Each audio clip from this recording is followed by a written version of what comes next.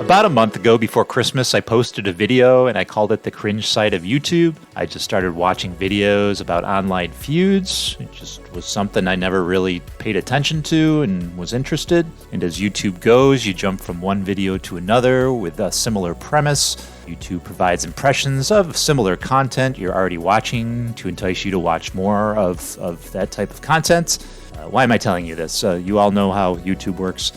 Typically, the YouTube videos I watch are usually movie reviews or movie news. This time out, it was online feuds that began to fascinate me to the point of making the video I already mentioned, the one about the cringe side of YouTube.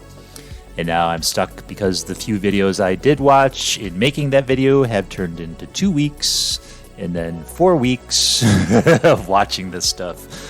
I've gone from watching videos about movies and comedy to the equivalent of the Jerry Springer Show. And why am I doing this?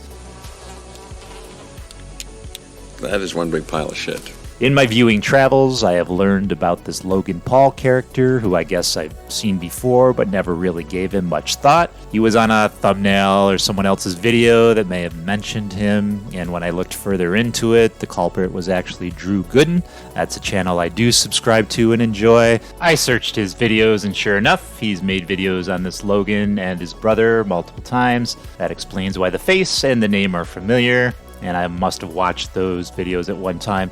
Let's start with this Logan Paul. As long as I'm mentioning him, I know who CoffeeZilla is. If you don't, you can go out and do a quick search. And I've listened to CoffeeZilla's YouTube channel before in my travels, meaning I had him on in the car when I was driving. He's all right. I could take him in small doses. He's not a channel I subscribe to, but I know of him and his content, and it's all pretty good. CoffeeZilla posted a 3-part video series on Logan Paul and his partners in what's called Crypto Zoo, a very sketchy online game where you buy eggs to hatch into hybrid creatures in forms of NFTs and then sell them for profits. NFTs are ridiculous. I'll do another video on those, but I'm not going to get into them here. The game came out to be shit. It's cryptocurrency, it's NFTs. Paul and the gang weren't paying coders. The whole thing was a disaster. Then Logan Paul came out with a video denouncing CoffeeZilla that totally blew up in Logan Paul's face.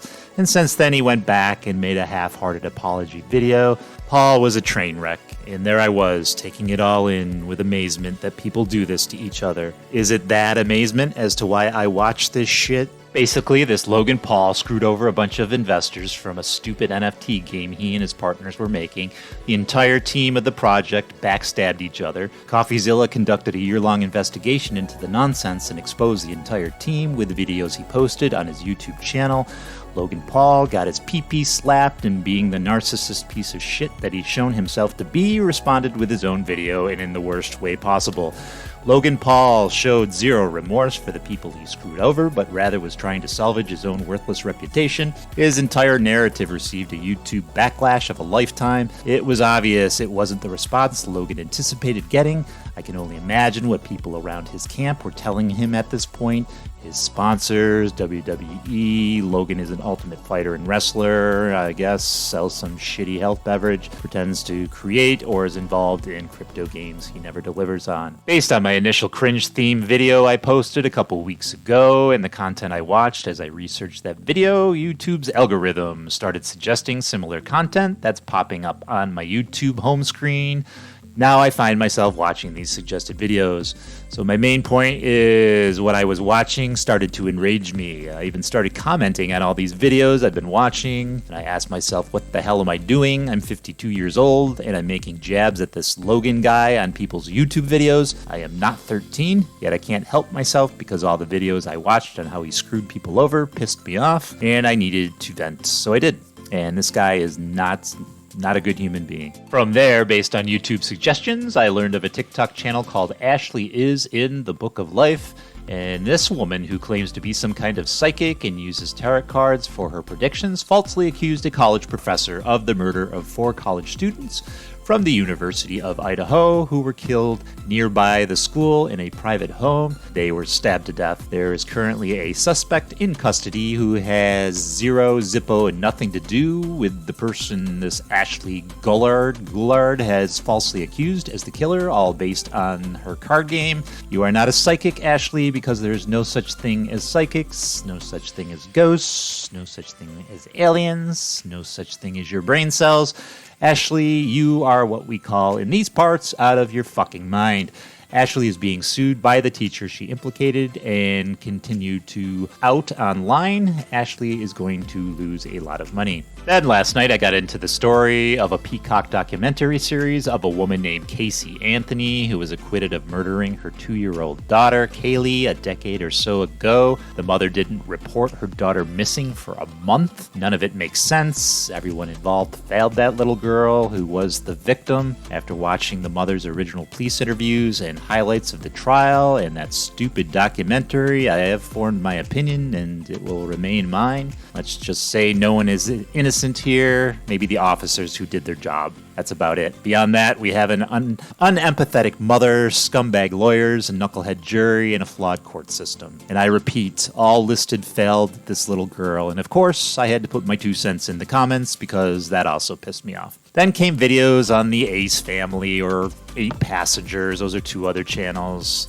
I think it's No Passengers now because her husband left her and her kids disowned her. I guess it's now one mentally unsound passenger. I don't know. Why do I watch this stuff? Why does anyone watch this stuff? And why do we feel we need to comment on this stuff? And that's the question I ask myself. At the time, it seems like a really good idea to voice an opinion, and then I think about it, and then I think, who cares about my stupid opinion? Did I check my brain at the door for the month of December and the beginning of January? Did I have too much time on my hands to watch this garbage?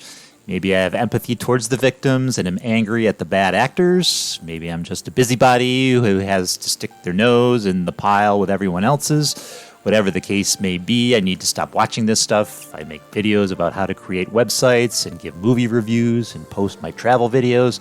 I don't make videos about this shit.